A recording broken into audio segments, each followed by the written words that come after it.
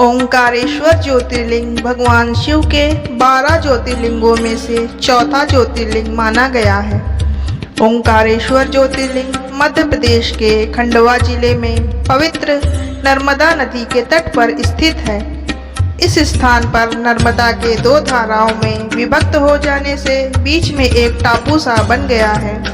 इस टापू को मानधाता पर्वत या शिवपुरी कहते हैं।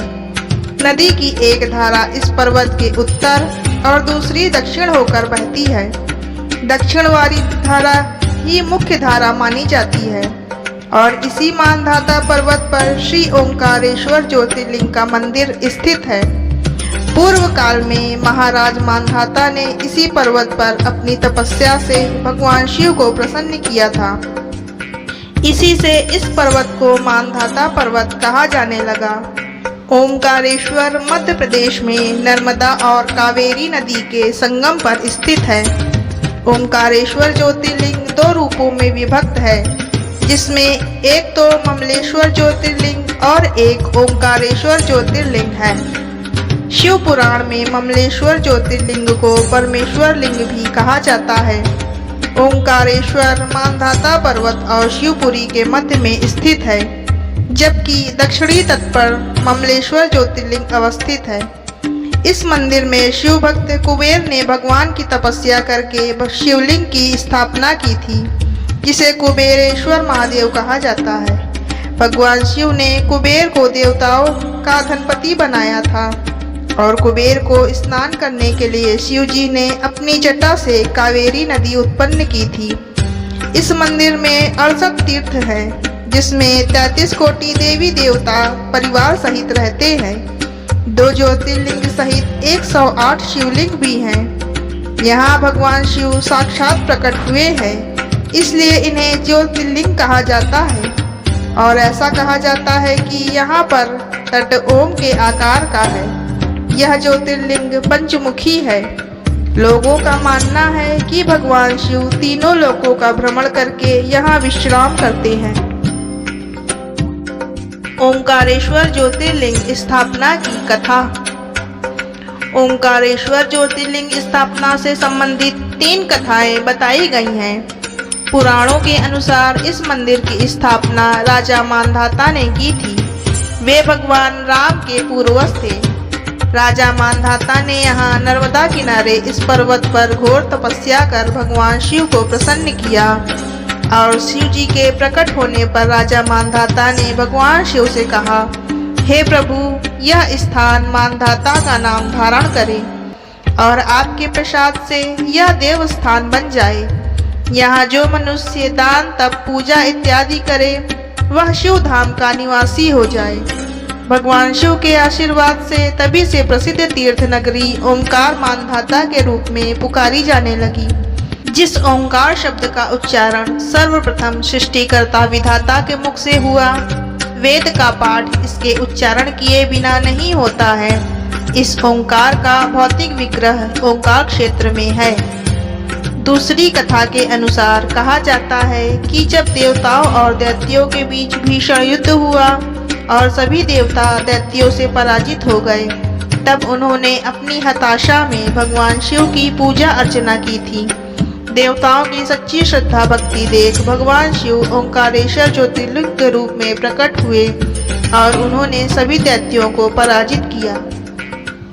तीसरी कथा के अनुसार एक बार नारद ऋषि विंध्य पर्वत पर पहुँचे।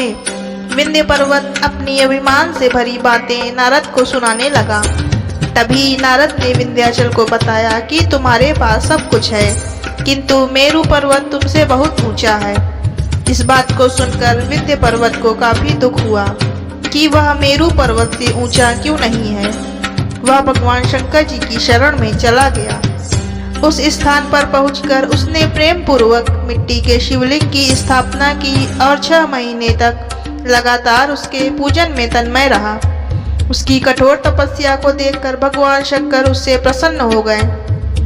उन्होंने विंध्य को अपना दिव्य स्वरूप दिखाया, जिसका दर्शन बड़े बड़े योगियों के लिए भी अत्यंत दुर्लभ होता है। भगवान शिव ने विंध्य को कार्य की सिद्धि करने वाली वह अभीष्ट बुद्धि प्रदान की और कहा कि तुम जिस प्रकार का काम करना चाहो वैसा कर सकते हो। भगवान शिव ने जब विंध्य को उत्तम वर दे दिया, उसी समय देवगण तथा शुद्ध बुद्धि और निर्मल चित्त वाले कुछ ऋषिगण भी वहां आ गए। उन्होंने भी भगवान शंकर जी की विधिवत पूजा की और उनकी स्तुति करने के बाद उनसे कहा, प्रभु आप हमेशा के लिए यहाँ स्थिर होकर निवास करें। देवताओं और ऋषियों की बात को भगवान शिव ने प्रसन्नता पूर्वक स्वीकार कर लिया और भगवान शिव ओंकारेश्वर में विराजमान हो गए। ओंकारेश्वर स्थित एक ही ओंकार लिंग दो स्वरूपों में विभक्त हो गया। जो सदाशिव के रूप में विद्यमान हुए उन्हें ओंकार नाम से जाना जाता है। इसी प्रकार पार्थिव लिंग में जो ज्योति प्रतिष्ठित हुई वह परमेश्वर लिंग के नाम से विख्यात हुई। परमेश्वर लिंग को ही अमलेश्वर भी कहा जाता है। भगवान शिव ने विंध्य पर्वत को बढ़ने का वरदान दिया, लेकिन विंध्य ने भगवान शिव द्वारा दिए गए वरदान का दुरुपयोग करते हुए अपनी ऊंचाई को बढ़ाना प्रारंभ कर दिया। इसके कारण सूर्य और चंद्रमा के प्रकाश को पृथ्वी पर पहुंचने में बाधा होने लगी। इससे परेशान होकर सभी देवता मदद के लिए ऋषि अगस्त्य के पास गए। ऋषि अगस्त्य विंध्य के गुरु थे। देवताओं की बात सुनकर अगस्त्य अपनी पत्नी के साथ विंध्य पर्वत पर आए और उन्होंने विंध्य से कहा कि वे तीर्थ के लिए दक्षिण की यात्रा करना चाहते हैं, इसलिए वह अपनी ऊंचाई कम कर ले। उन्होंने विंध्य से यह भी कहा कि जब तक वे वापस न आए तब तक वह अपनी ऊंचाई न बढ़ाए।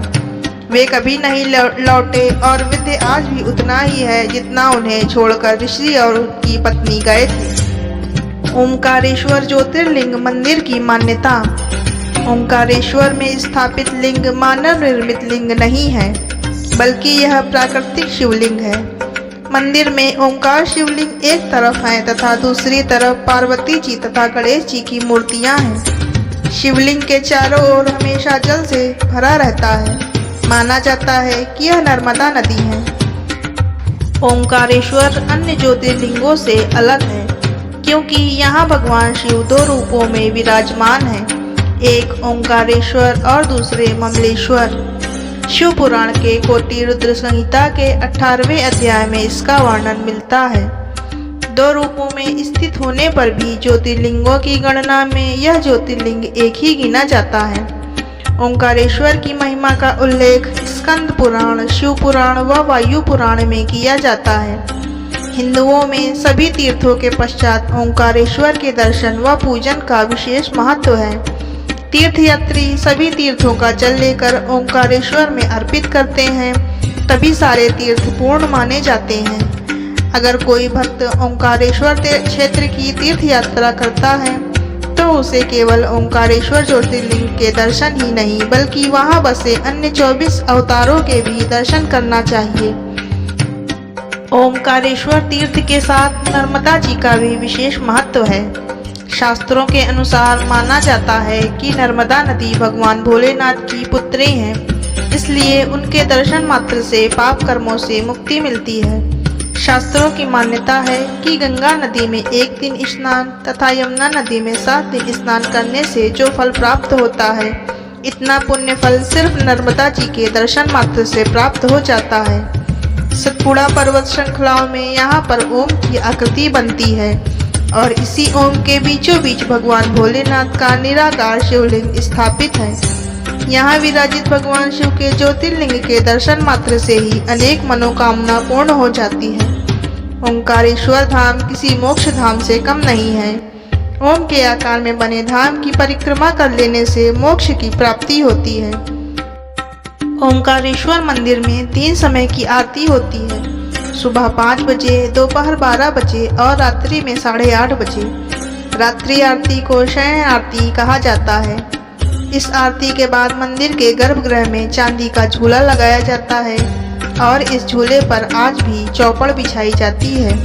ऐसा माना जाता है कि भगवान भोलेनाथ और माता पार्वती रात्रि के समय इस मंदिर में आते हैं और चौपड़ खेलते हैं। बरसों से यह परंपरा आज भी निभाई जा रही है।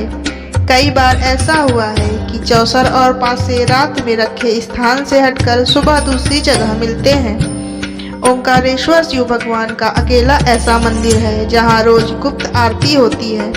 इस दौरान पुजारियों के अलावा कोई भी गर्भगृह में नहीं जा सकता। इसकी शुरुआत रात 8:30 बजे रुद्राभिषेक से होती है। अभिषेक के बाद पुजारी पट बंद कर शयन आरती करते हैं। आरती के बाद पट खोले जाते हैं और चौसर पासे सजाकर फिर से पट बंद कर देते हैं।